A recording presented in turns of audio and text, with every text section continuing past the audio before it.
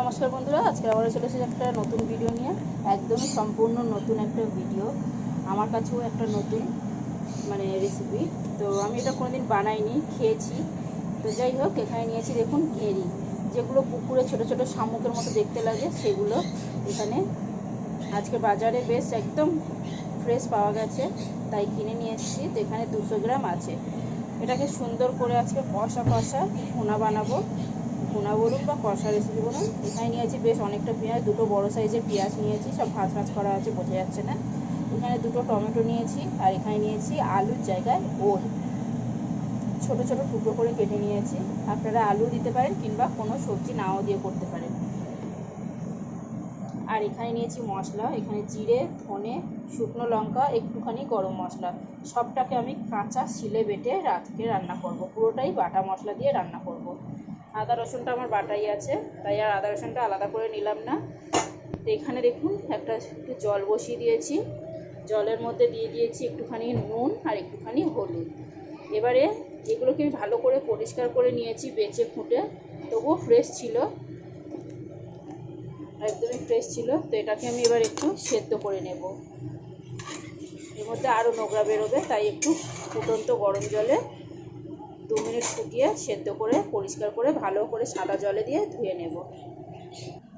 তো এখানে দেখুন ভালো করে একটুখানটা সেদ্ধ করে নিয়েছি, নিয়ে ভালো করে নর্মাল জল দিয়ে পরিষ্কার করে নিয়েছি ভালো করে। দেখুন কত সুন্দর দেখতে লাগছে। আর এই হচ্ছে বাটা মশলা। এখানে কড়াইতে দিয়ে দিয়েছি তেল, একটুখানি দিয়ে দিলাম নুন। এবার এখানে আমি ওলটাকে ভালো করে ভেজে নেব। গ্যাসটাকে মিডিয়ামে রেখে ওলগুলোকে বেশ লাল লাল করে 50% সেদ্ধ হওয়া পর্যন্ত ভেজে নেব। ওলগুলো দেখুন খুব সুন্দরভাবে ভাজা হয়ে গেছে, আওয়াজ শুনতে পাচ্ছেন, পুরো মটমট করছে। দেখি কতটা সিদ্ধ হয়েছে। এই যে দেখুন কত সুন্দরভাবে সেদ্ধ হয়ে গেছে। এবার এটাকে একটুখানি সাইড করে দিলাম। এই একই তেলে আমি গ্যাসটাকে বাড়িয়ে দিলাম।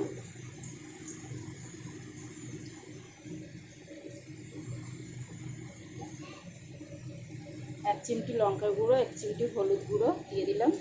এবারে এইগুলোকেও দিয়ে দিলাম, চিংড়ি বলছি, সরি, বেরি চিকেনগুলো দিয়ে দিলাম। এবার এটাকে 2 মিনিট আমি ভালো করে একসাথে ভেজে নেব। 2 মিনিট ভালো করে কিন্তু গ্যাসটাকে বাড়িয়ে রেখে ভেজে নিতে হবে। এখানে জিনিসগুলো দেখুন কত সুন্দরভাবে ভাজা হয়ে গেছে। এই যে দেখুন, এবার আমি এটাকে নামিয়ে নেব, নিয়ে কড়াইতে আবার তেল দিয়ে দেবো। এবারে রান্নাটা আমি বসাবো। এখানে আমি ভাজাটা নামিয়ে নিয়েছি। এবারে দিয়ে দিলাম একটুখানি ফোড়ন, গোটা গরম মশলা, শুকনো লঙ্কা, তেজপাতা, আর দিয়ে দিলাম জিরে, গোটা জিরে। ফোড়নটাকে বেশ ভালো করে ভেজে নিলাম। এখন আমি এখানে দিয়ে দিচ্ছি টমেটো আর পেঁয়াজটা। এটাকেও আমি একটু নরম করে ভেজে নেব। পেঁয়াজ টমেটোটাকে একটু নরম করে ভেজে নেব, খুব বেশি লাল করে ভালো করে ভাজার দরকার নেই। এখানে পেঁয়াজ টমেটোটাকে আমি একটুখানি ভেজে নিয়েছি, দেখুন বেশ নরম হয়ে গেছে। এর মধ্যে দিয়ে দিচ্ছি 1 চামচ আদা রসুনের পেস্ট, আদা রসুন বাটাটা দিয়ে দিলাম। এখন দিয়ে দিচ্ছি নুন। নুনটা বুঝে শুনে দেবেন, কারণ ভাজার সময় নুন দিয়েছি, সেদ্ধ করার সময় নুন দিয়েছি।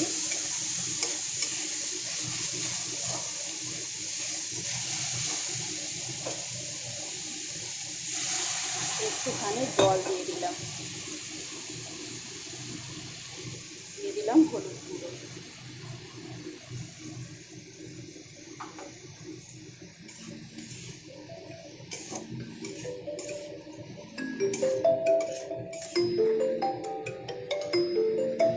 এখন দিয়ে দেবো বেটে রাখা মশলা।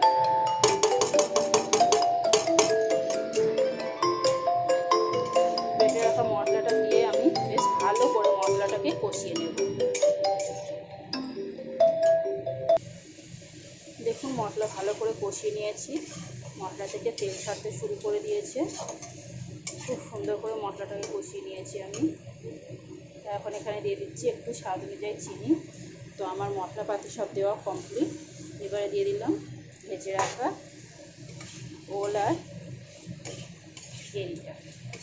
চিকেনটা দিয়ে দিলাম। এবারে এটাকেও আমি বেশ 2 মিনিট ভালো করে কষিয়ে নেব। একটু ঢাকা দিয়ে দিয়ে কষিয়ে নেব। এখানে দেখুন ভালো করে কষিয়ে নিয়েছি, কত সুন্দর দারুণ গন্ধ বেরোচ্ছে। বাটা মশলা দিয়ে রান্না, এটা কিন্তু একটা অসাধারণ টেস্ট। তো জলটা নিজেদের পছন্দ মতো দেবেন, খুব বেশি ঝোল করবো না, একদম গায়ে মাখা কষা কষা রান্নাটা হবে। তো এখানে আমি নিজের পছন্দ মতো জল দিলাম। এবারে আমি ফুটতে দেবো তরকারিটা, ভালো করে ঢাকা দিয়ে দেবো।